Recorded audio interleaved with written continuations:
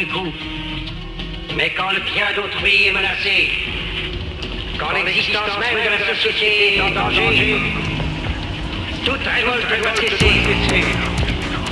Elle est nuisible. Et elle doit être anéantie. Et elle doit être anéantie. Et elle doit être anéantie. Salvador Dali, je n'ai pas l'intention de vous découvrir, encore moins de vous révéler, mais vous ne trouvez pas que votre génie, parce que vous avez du génie, vous êtes pour moi un peintre génial, n'est pas un peu barbouillé par la publicité? Ah, c'est plutôt exactement le contraire. Parce que tous ceux qui m'interrogent, comme qu'ils sont, comme vous l'êtes probablement, des débiles mentaux, chaque fois qu'ils posent une question, ils se foutent dans le pétrin. C'est le contraire. Si vous observez autour de moi, vous remarquerez que c'est la publicité qui est totalement barbouillée par moi. Vous n'êtes pas ridicule. Ah, écoutez, je fais tout ce que je peux pour l'être, puisque vraiment, il n'y a rien de plus... Tous les êtres les plus sublimes ont été ridicules, à commencer par Diogène.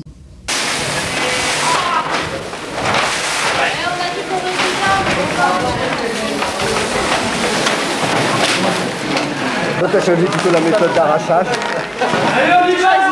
C'est vrai, t'as tout fait? On fera tout, voilà. Ah, d'accord, même arracher les affiches.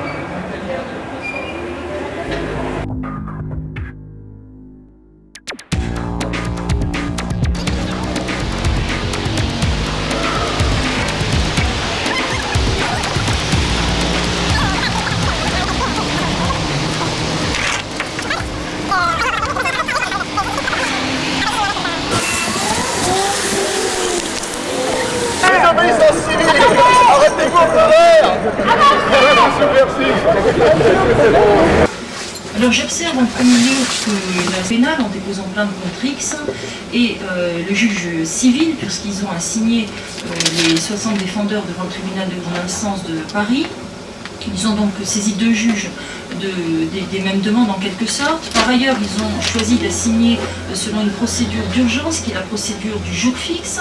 C'est ce qui leur a permis donc d'obtenir une audience très rapprochée, qui se situe à 1 mois et demi de maintenant. Et ça leur a permis d'éviter le cursus normal procédural qui aurait conduit à un jugement dans 1 an à 1 an et demi. Cette procédure du jour fixe est normalement réservée au cas d'urgence, au cas de péril pour le demandeur à attendre qu'intervienne un jugement. Toi, qu'est-ce que tu as trouvé comme slogan intéressant? Très classique, non à la pub. C'est efficace, clair, voilà. Pourquoi tu fais ces actions, toi, anti-pub? Qu'est-ce qui t'intéresse? Très bien, simplement parce que j'en ai ras-le-bal de la pub et de l'envahissement de l'espace public. Exactement.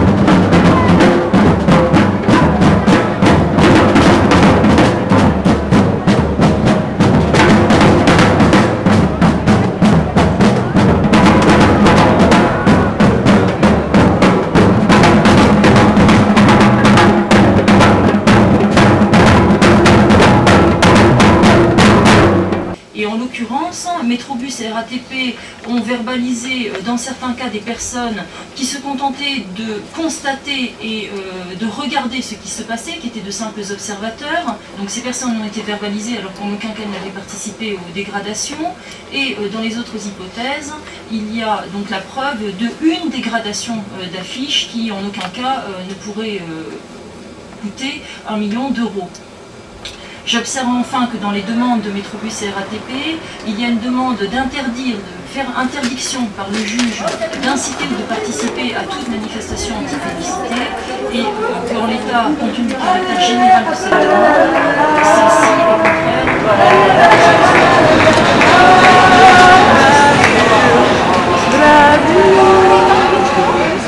Ce genre d'action, vous les comprenez? Oui, oui. On aimerait bien même en faire partie. Ça tente pas mal de gens, vous n'avez pas un feutre sur vous, quelque chose? Ben non.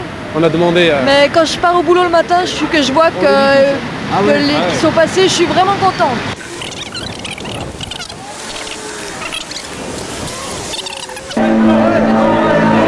Bon, on cherche la colle en fait. Je suis regardé avec mon bâton là.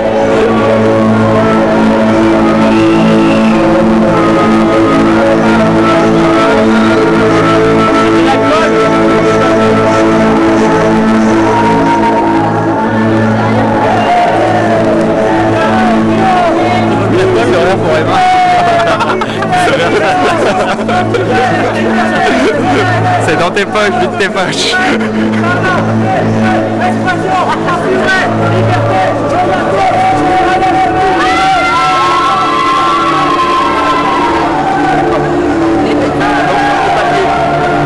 Faut le papier non. C'est vraiment des amateurs. De mon temps, hein, ça marchait beaucoup mieux, hein, c'était beaucoup mieux organisé.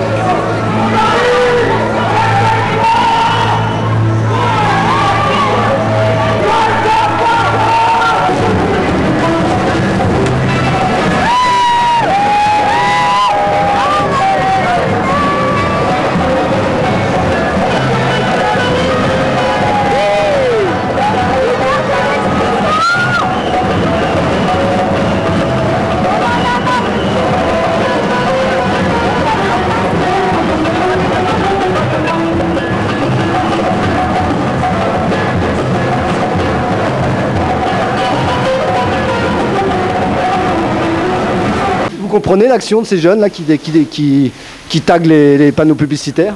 Non. Non. Vous les soutenez pas? Moyennement.